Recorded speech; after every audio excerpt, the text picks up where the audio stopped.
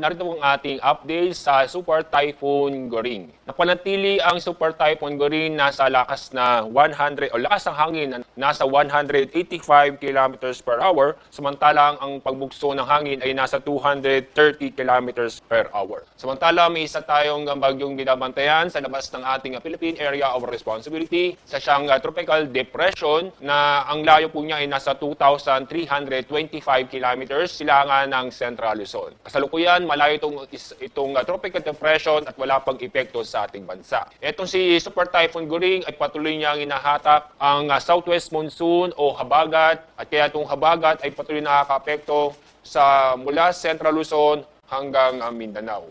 Kasalukuyan, ang layo ng sentro ng mata ng bagyong Goring ay nasa 95 kilometers silangan ng Kasiguran, Aurora. Inaasahan pa rin natin ito'y kikilos pa-loop, kaya bukas ng hapon, nag-loop ang kanyang paggalaw at as of 2 p.m. bukas, ang layo ng sentro ng bagyo ay nasa 335 kilometers silangan ng Tuguegarao, Cagayan. At ito'y magpapatuloy sa direksyong generally northeastward. And then sa pagdating ng Wednesday ng hapon, medyo malapit na ho siya sa power line at ito'y nasa coastal waters ng Itbayat, Batanes. At pagdating ng Thursday ng hapon ay inaasahan po natin ito'y nasa labas na ng ating Philippine Area of Responsibility. At pagdating ng Friday, inaasahan din magpapatuloy ito'y lalayo sa ating bansa. At posible po kapag napanatili ang kanyang direksyon o galaw ng bagyong Goring, maaari pong Thursday o Friday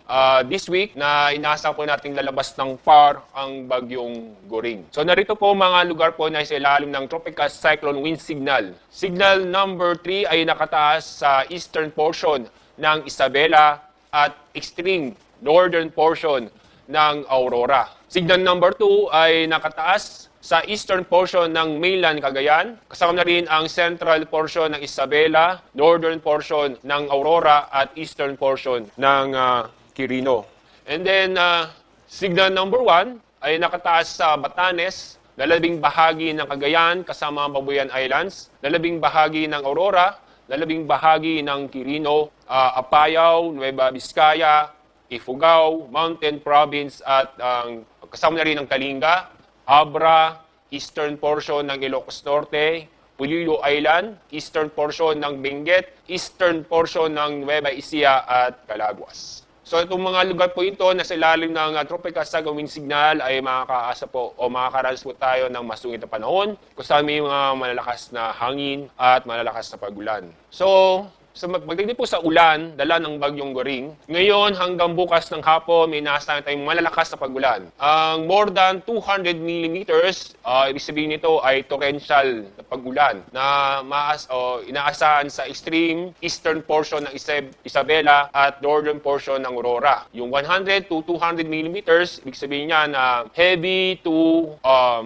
intense na mga pagulan o intense to torrential na pagulan. Itong 100 to 200 millimeters. So ang mga lugar po ay nasa eastern portion ng mainland Cagayan, eastern portion ng Isabela. Yun naman pong 50 to 100 millimeters, ibig sabihin po niya moderate to heavy rains na inaasahan po sa Ilocos Region, Apayao, Abra, Benguet, eastern portion ng Nueva Vizcaya, lalabing bahagi ng mainland Cagayan, lalabing bahagi ng Isabela, at lalabing bahagi ng Aurora. So bukas ng hapon hanggang Tuesday ng hapon, inaasahan tayong malalakas na pagulan. Inyo makikita, doon na lang po tayo sa moderate to heavy rains sa eastern portion ng Babuyan Islands at eastern portion ng mainland Cagayan. Pagdating naman sa southwest monsoon, na kung saan may inaasahan pa rin tayong mga pag-ulan. Dito, may inaasahan malakas na pag-ulan, moderate to heavy rains sa Cavite. Ngayong araw po, sa Cavite, Batangas, northern portion ng Palawan, kasama ang Calamian at Cuyo Islands at Antique. Ito naman po sa heavy to intense na pag-ulan sa Zambales, Bataan at Occidental Mindoro. Bukas, inaasahan pa rin tayong mga pag-ulan dulot ng habagat sa Cavite, Batangas, northern portion ng Palawan, kasama ang Calamian at Cuyo Island, Antique, Negros Occidental, southwestern portion ng Iloilo at northwestern portion ng Aklan. At ganoon din po mas malakas na pag-ulan sa Zambales, Bataan at Occidental Mindoro. Pagdating po ng Martes, August 29, may inaasahan pa rin tayong malalakas na pag-ulan dahil sa Habagat, sa Cavite, Batangas, Romblon, northern portion ng Palawan, kasama ang Calamian at Cuyo Island, Antique, Guimaras, northwestern portion ng Aklan. Sa kategoryang 100-200 millimeters, ito yung sa Zambales, Bataan at Occidental Mindoro. So dahil po dito, patuloy pa rin tayong mag-ingat dahil sa mga may inaasahan pa rin tayong malalakas na pag-ulan na diyan pa rin ang diyan pa rin ang banta ng pagbaha at pagbuho ng lupa, lalo na po sa mga mabababang lugar at malapit sa mga ilog.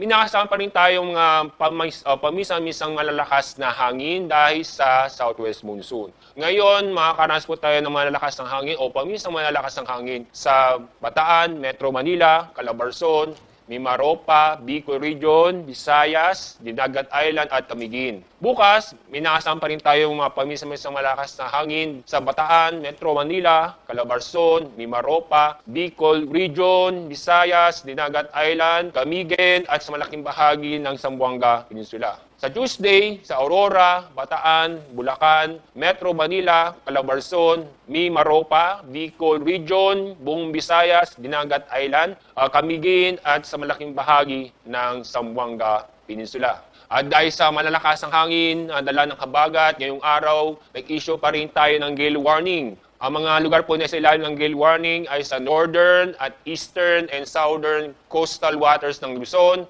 at western coast ng western Visayas. Kapag may gale warning, automatic pong bawal pumalaot na ating mga kababayan dahil may inaasahan tayong matataas na alon dahil sa bagyong Goring at sa habagat.